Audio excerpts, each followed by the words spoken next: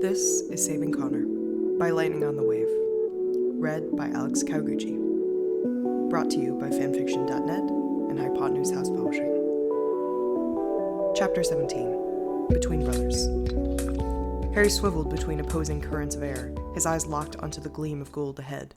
He knew it was going to dive an instant before it did, and he was beneath it, catching it and holding it snugly in his palm. The commentator, who had called each of Harry's moves before this with a tone of shock bordering on awe, now seemed stunned into silence. It was a moment before he could cough and call out, "And Potter catches the snitch. Slytherin defeats Ravenclaw. 250 to 100. The cheer that erupted from the Slytherin stands made Harry feel good. It was almost enough to drown out the hissing from the Ravenclaw and Gryffindor stands, and the corresponding sink in his heart. He landed, carefully, on the far side of the field, and climbed off the broom to stretch his legs. He felt all right, really. He didn't mind defeating another team that Connor wasn't on. He would just have to watch what happened in the Gryffindor-Hufflepuff game to ensure that he wasn't going to take the Quidditch Cup away from Gryffindor. He only had a moment to relax before the rest of the Slytherin Quidditch team swooped down on him with triumphant roars. Harry blinked as Marcus Flint actually picked him up and shook him before enveloping him in a bone-crushing hug. He cackled and whispered gleefully in Harry's ear, "You're all right, Potter, really," before opening his arms and tossing Harry to the beaters so they could embrace him and roughly pat him on the back in turn. Harry blinked and tried to protest, but they weren't listening.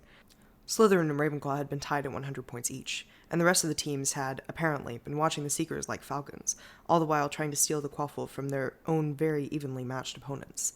No one had sent bludgers at the Seekers, too afraid of giving the opposing team a chance to gain control of the balls and hit their Seeker in turn. Harry hadn't been aware of it. He dodged the other Seeker, sought out the snitch, kept it in sight, and caught it as soon as he could. He had a distant feeling of gladness. He wouldn't have wanted the pressure. He walked back to the changing rooms in the midst of the team, listening to jokes cracked at the expense of the Ravenclaws in wonder. The Slytherins had never treated him like this before. Mostly, they'd seen him as Draco's odd little hanger-on, and treated him like an extension of Draco, or an extension of Connor when the Gryffindors had done something to annoy them. Harry had gotten used to having Draco as his only friend in Slytherin, a situation that only convinced him further that he really belonged in his brother's house. Now he shed his green robes for the first time in comfortable companionship, and even smiled when Marcus Flint performed an interpretation of the Ravenclaw Seeker, all flailing arms and popping eyes that had the others roaring in more laughter. Harry, can I talk to you for a minute?" The laughter ceased at once, and Flint spun, getting between Harry and the door. "No hexing our Seeker allowed, Griffey," he snapped. "We won fair and square. Go away." "It's Connor," Harry said, shoving at Flint's shoulders. "He's hardly going to hex me." Flint stayed right where he was, blocking Harry's access to and sight of Connor, both. "I wouldn't put it past the Gryffindors," he sneered. "They were upset that their precious Ravenclaws couldn't defeat us.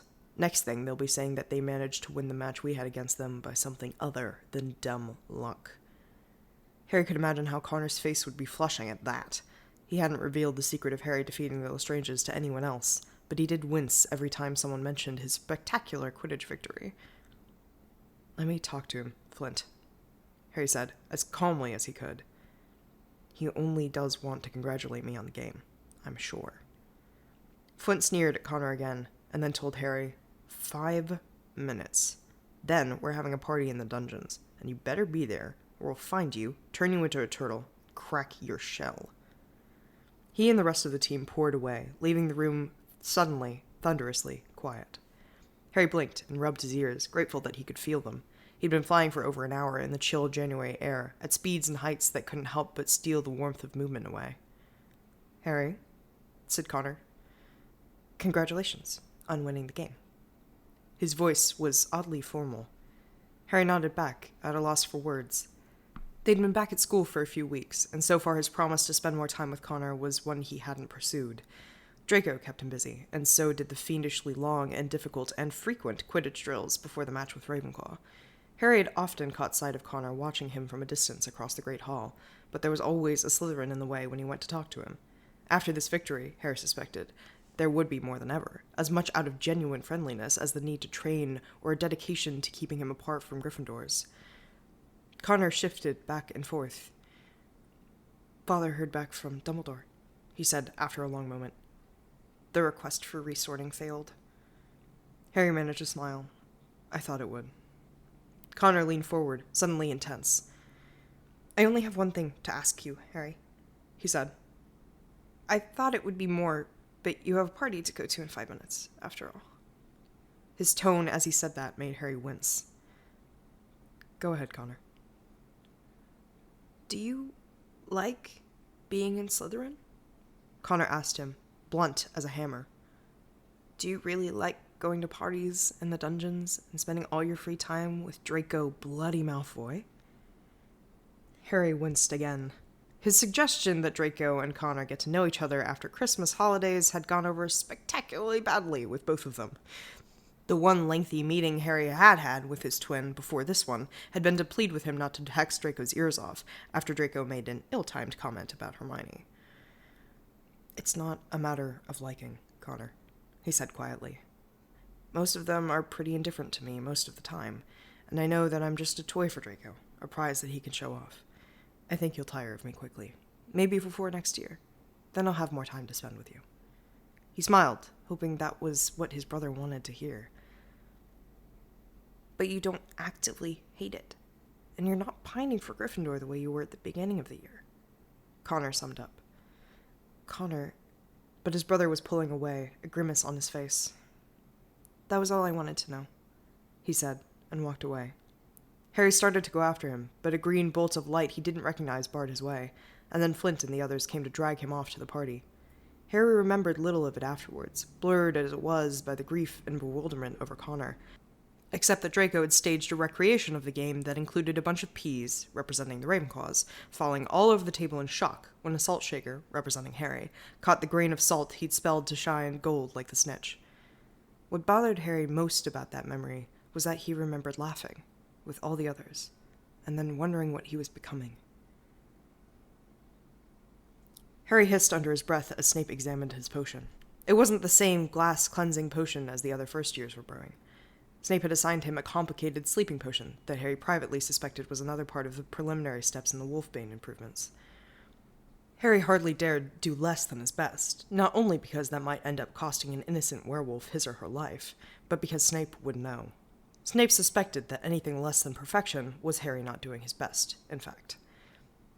Very good, Mr. Potter, Snape pronounced. I see that someone from your family has finally inherited a smidgen of talent. 50 points to Slytherin. Harry flinched and lowered his head, hearing the murmurs coming from the Gryffindor side of the room.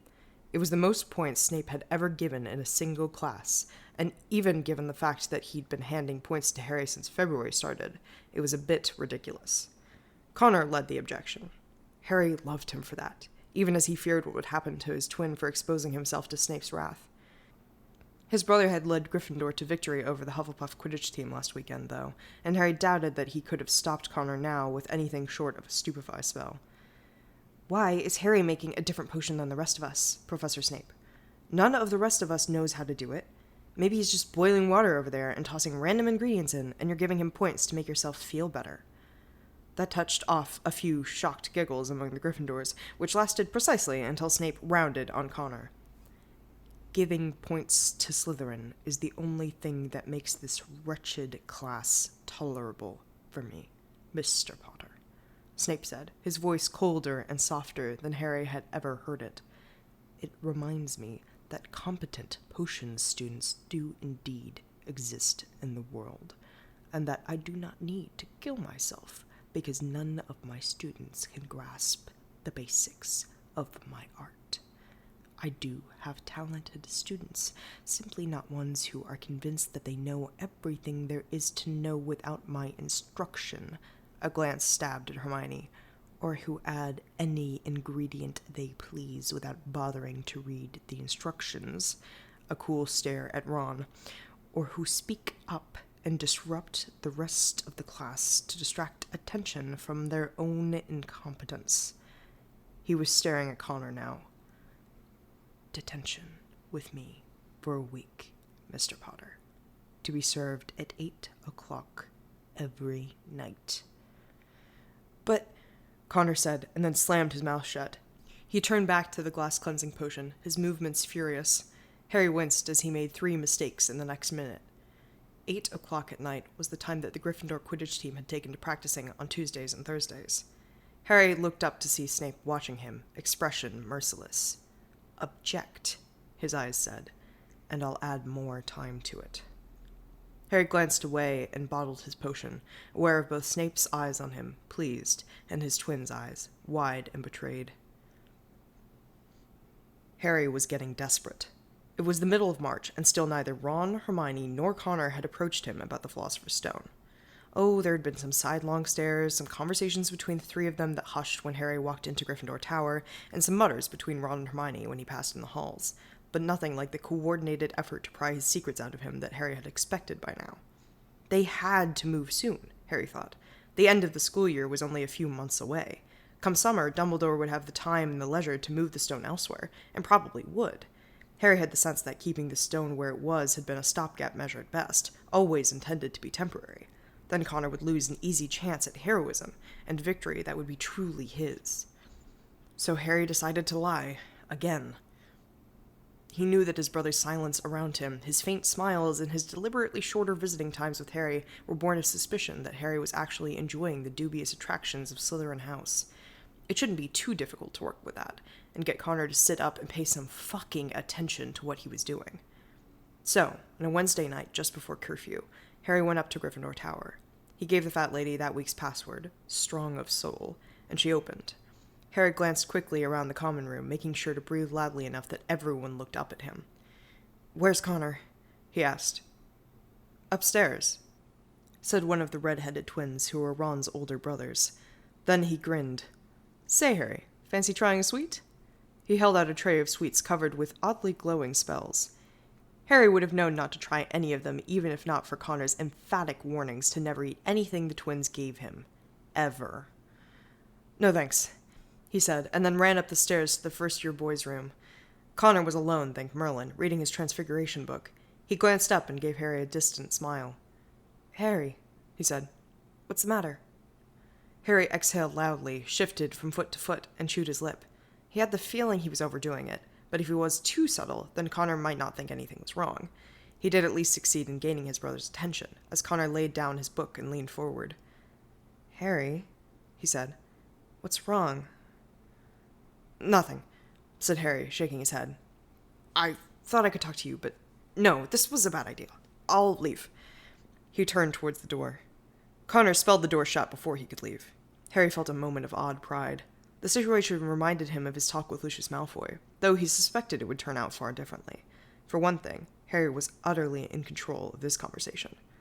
That made him feel odd. So odd that he missed Connor's next query, and only snapped back to reality when his brother shook his shoulder. "Harry, I think we should go to Professor McGonagall," he said, looking almost frightened. "Or at least Hermione." "No," Harry whispered. "I have to talk to you. You're the only one I trust." Connor perked up considerably. "What is it, Harry? You know I'll help however I can." Harry met his brother's eyes and said, "Connor, there are whispers in the dungeons. I think that someone's plotting something. Maybe not the Slytherins, but they all know about it. They stop talking whenever I walk into the room." He made sure not to lay any emphasis on the words, so as not to say that he thought the Gryffindors were doing the same thing. Connor leaned nearer, eyes wide. "And what do you think they're talking about?" "The Philosopher's Stone," Harry whispered. "I'm sorry that I didn't come and talk to you about this before, Connor, but I suppose I thought I was betraying Slytherin honor. I'm sorry, I didn't think." Connor sat back from him. "So, what changed your mind?" he asked. "Did you finally realize there's no such thing as Slytherin honor?" Harry stared at him. That he hadn't expected. He supposed that Connor had been spending more and more time with Ron since he hadn't spent it with Harry, and that had influenced him. For just a moment, he felt the most nonsensical urge to insist that his housemates did too have honor. Harry shook it off. He couldn't afford silliness like that. He had to hurry up and give Connor the clues that he needed, and then get back to the dungeons before he was missed. Snape was given to checking at least once a week in the tunnels around the dungeons to ensure that all his charges were safe in the common room, and he hadn't done it yet this week. "You could be in danger," he whispered. "That's what changed my mind." "Why?" Connor asked, and his face became skeptical. That was one of the things that Harry loved the most about him, how open and malleable his face was. His expressions changed from moment to moment, and it was always possible to tell what he was thinking. He didn't hide his emotions under the layers of deceptions that Slytherins used, that Harry himself had learned to use before he even came to Hogwarts. I don't think the stone has much to do with me, Harry. But think who might want the stone, Harry whispered. And think about the way they stopped talking around me. It didn't take Connor more than a few moments to make the connection. His hand flew up and settled on his scar, and he winced, going pale. Voldemort, he whispered. Harry nodded, his second impulse. His first had been to correct Connor from the use of Voldemort's name to the use of Dark Lord, which really was a sign that he'd been around Slytherins too long. I think that's it. And I think that you really need to try and find the stone. I've been looking, but I don't have many clues. He could reveal the clues later, dependent on another lie, if Connor really did need them. Connor chewed his lip. We could find them, he said. Ron and Hermione and I. Harry bowed his head. You don't trust me. I understand. Connor's hand touched his shoulder, and Harry looked up. It's not that, Harry, Connor said earnestly. I swear it's not that, but... Well, Hermione's good at research, and Ron's good at telling me things I never knew about wizarding history and Gryffindor history, and how everyone thinks of me as the boy who lived, and I'm good at deciding what to do. And Ron doesn't trust or like you as much anymore, and Hermione's not sure. Please? It's just for a little while. There's no reason for you to be involved, since you're not the boy who lived, and you'll be in danger, now that Slytherin House is talking about it, if you showed too much interest. Harry felt his heart jump a little. There was both the independence and the Gryffindor attitude he'd wished to encourage. All right, he said. Whatever you think is best, Connor. His twin hugged him, hard and unexpectedly.